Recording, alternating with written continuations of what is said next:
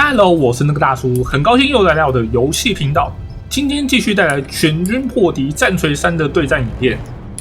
看到这个大炮，没有错，今天使用的是蜀人，那也是一样摆了一个铁桶阵，跟上次可以说是一样的因为我想说，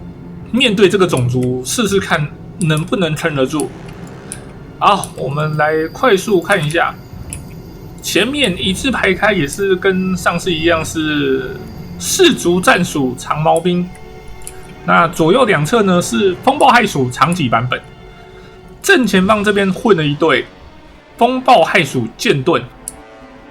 就是可以在正面上还是有点斩杀能力。那最后面就是3人队，全部都是反大的单位。那里面呢是2队的机枪鼠跟2队的闪电炮，那领主一样是带灰先知，那也是带的就是那3个法术，2个召唤系的，然后1个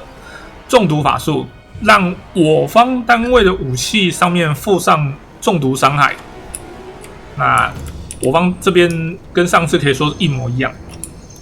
那这一次的对手不一样，这一次的是这个古墓王。古墓王基本上所有单位都有带惊骇，可以引发恐惧，所以我想说，用古墓王在打蜀人时候，因为蜀人通常士气很低，很容易打着打着，如果对方有引发恐惧的话，应该会很容易就被驱散，所以想说试试看用古墓王。那这边我们排开来介绍，这边总共是4队的库尔战士，然后乌沙比特精英版本。我们这边看一下，它这边没有写到精英版本，它射出去的是子母弹，它射出去的弹药是非常散的那一种，很适合打多模组。然后呢，正面总共是带了4队的战车单位，这边非常多4队的战车单位。而且古墓王他们的战车单位一共是一个小队是6个模组，非常可怕。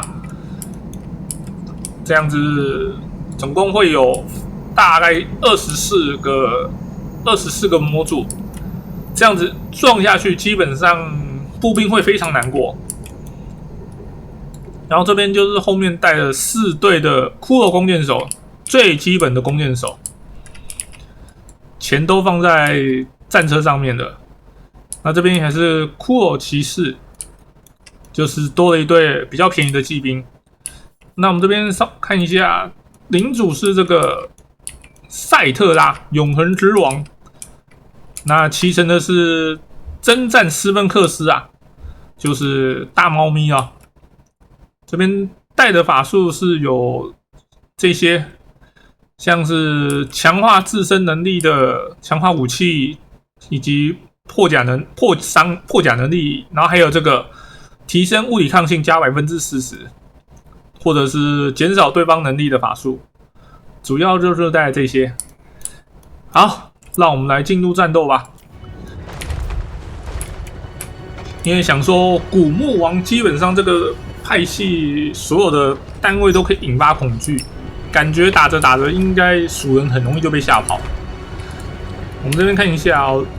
就连最基本的骷髅战士都有这个能力。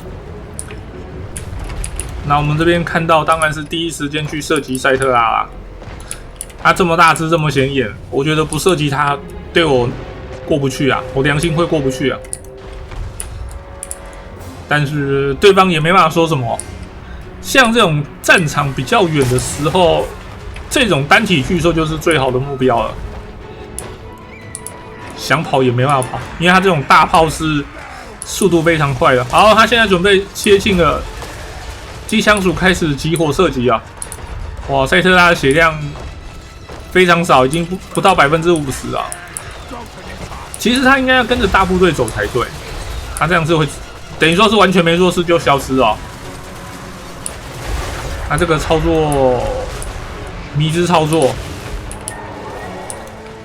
我明明已经把它难度这个 AI 难度明明是最高的但是他们还是常常会做一些很奇怪的操作。好，那么闪电炮现在在射击对方后面的单位啊，这边弓箭手这样不断的输出，其实很伤啊。我们拉了一队风暴骇鼠出去，准备往前冲，然后灰先知也一起冲过来，准备在这边直接召唤队伍啊，直接在对方的弓箭手脸上直接做一个召唤，而且他这个召唤的时候会引发出一个爆炸，一来可以爆炸，二来就直接贴上去，等于说是只算是打残2队队伍。好，骷髅弓箭是起手过来撞灰先知哦，没有关系，就给他撞吧。我们看一下，转头过来看一下这边的战场，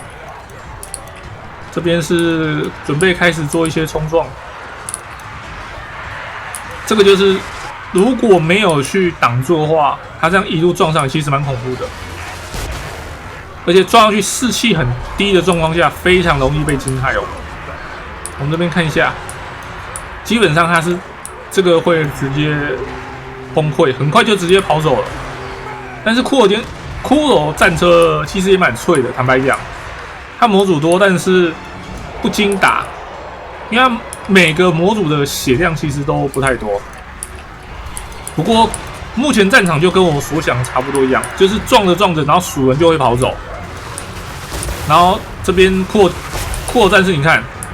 都血量几乎都还蛮健康的，就直接冲过来粘上来。然后我方单位基本上都是会跑，都跑走了，都被吓跑。那这边现在闪电炮都被围住了，虽然说还有其他的单位可以过来救援，但是这个时候其实闪电炮已经没办法工作了，这个是完全被围死的。那这队也没了。哦，还勉强可以开炮，那代表其实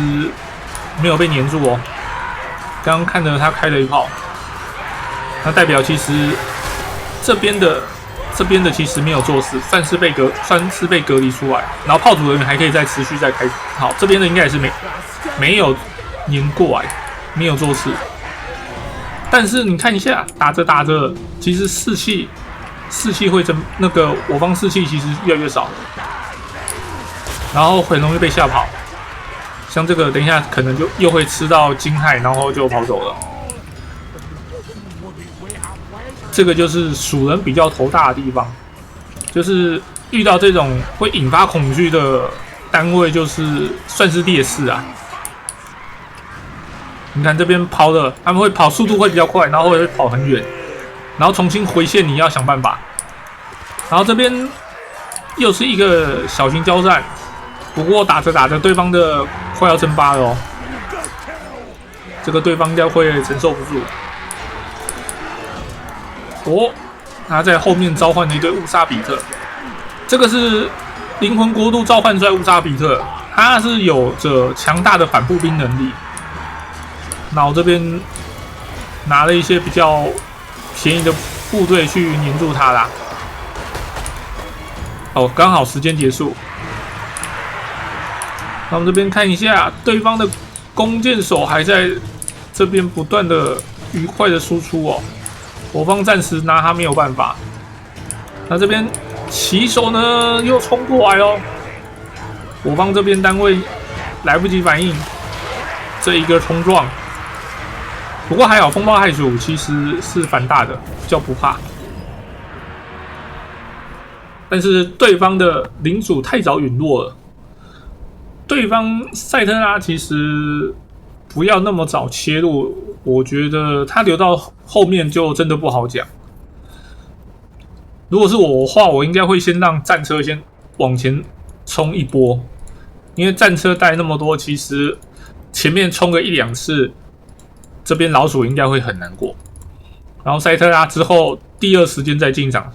虽然说前面他应该会被4元闪电炮疯狂射击，这是没有办法事。单体巨兽这个算是单体巨兽宿命啊，只要有出单体巨兽，对方炮兵很容易就会找你麻烦，尤其你又是这种不死族，真的是不打你真的是良心过意不去啊。不过基本上也算是有打出我所想的效果，就是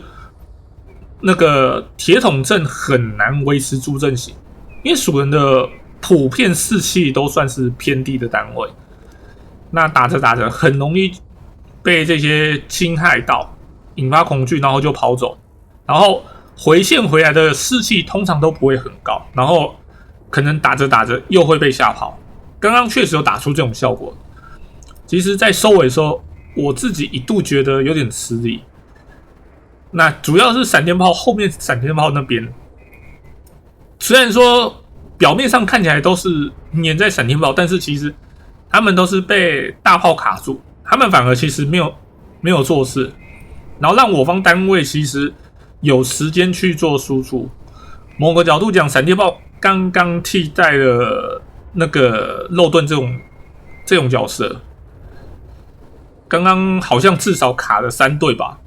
如果那3队不要那么坚持去打闪电炮的话，搞不好就有机会可以反打。